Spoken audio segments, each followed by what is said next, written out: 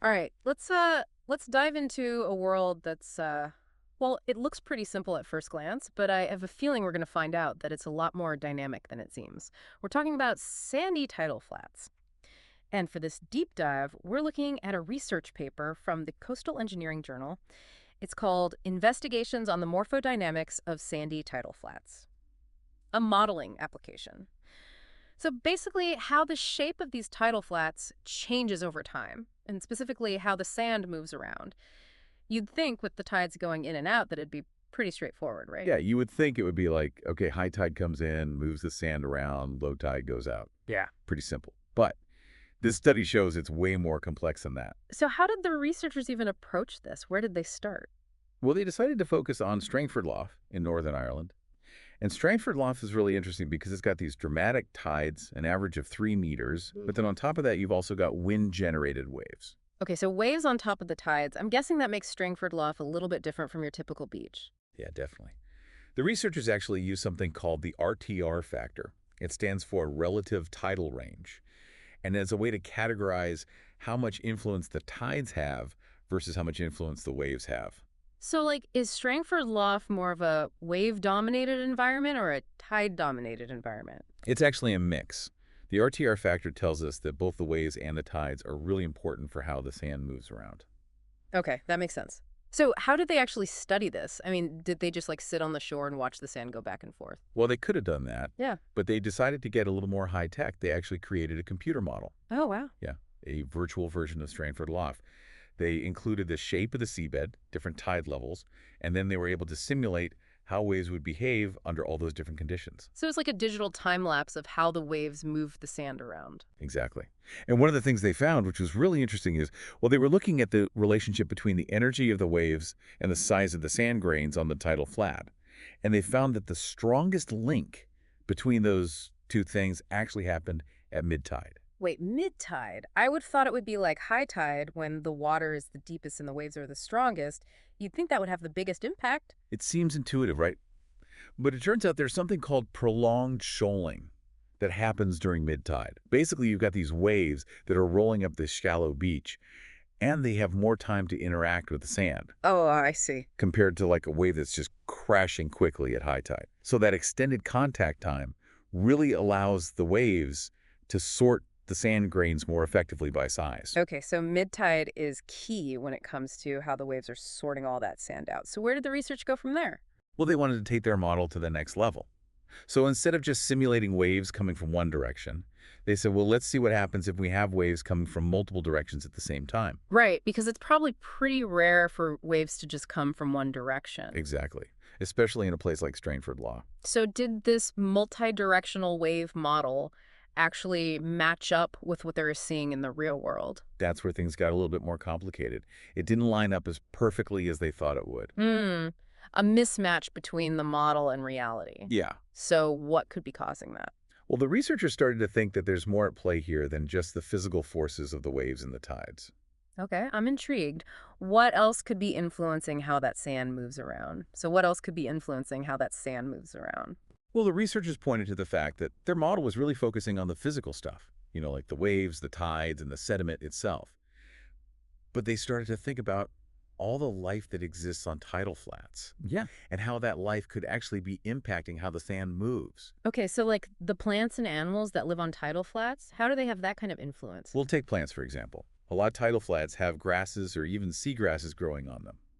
And those plants, their roots are holding the sediment together.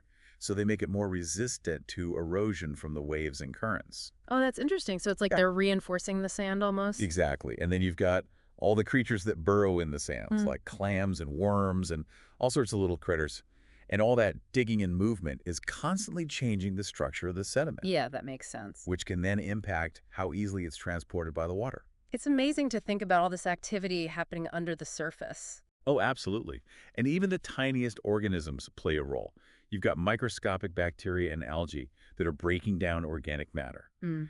And that influences the sediment's stability and how it responds to all those forces acting on it. So it's not just about the physics of the waves and the tides, it's also about this whole web of life that's contributing to the dynamics of the tidal flat. Exactly. So I'm curious, did the researchers actually go out and test their model in real-world conditions? Oh, yeah, they did. They went out to Strangford Lough during a period of really strong spring tides and high winds, Hmm. and based on their findings, they were expecting to see a lot of sand movement. So did the reality match the model? Well, that's the really surprising part. They actually observed almost no sand movement at all. No movement. That's pretty different from what they were expecting. Yeah, it just goes to show that even with a really good model, tidal flats can still throw us a curveball. So we've established that tidal flats are definitely more complex than they might seem at first glance. But I have to ask, why should we care about these muddy, sandy stretches of land? What makes them so important? Well, for one thing, they play a really important role in protecting our coastlines. They act as a buffer zone. So they help protect inland areas from the full force of storms, and they can help prevent erosion. So they're like a natural shield. Yeah, exactly. But their importance goes beyond just protection.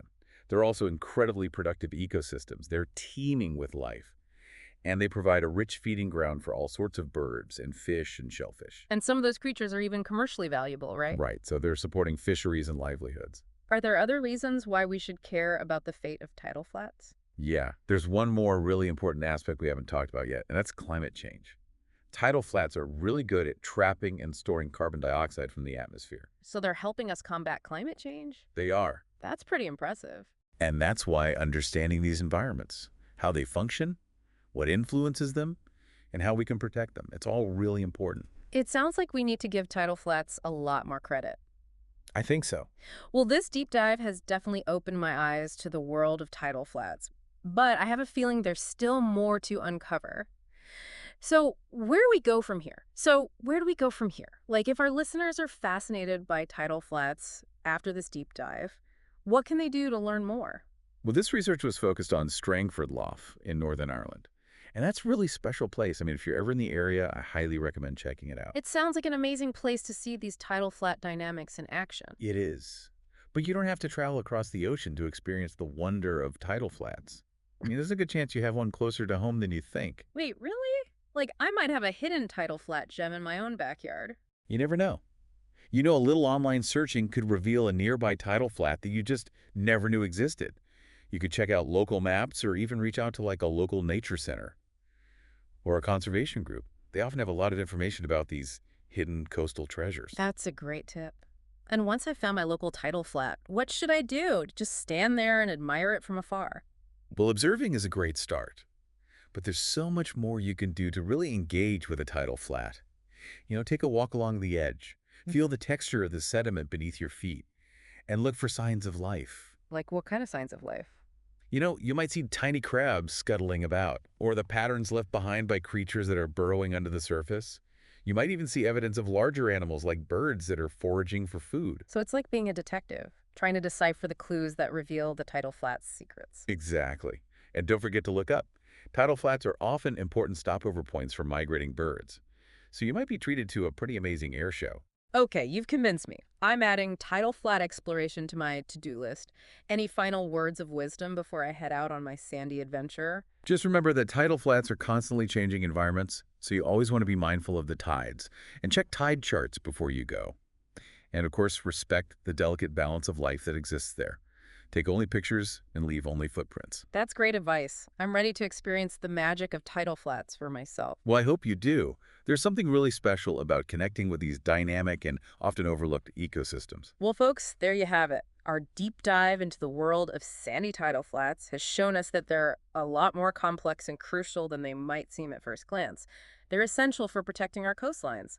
They support biodiversity, and they even help mitigate climate change. It's a good reminder that even seemingly simple environments can be full of wonder, and they play a really vital role in the health of our planet. And who knows what other mysteries are hidden beneath the surface just waiting to be discovered.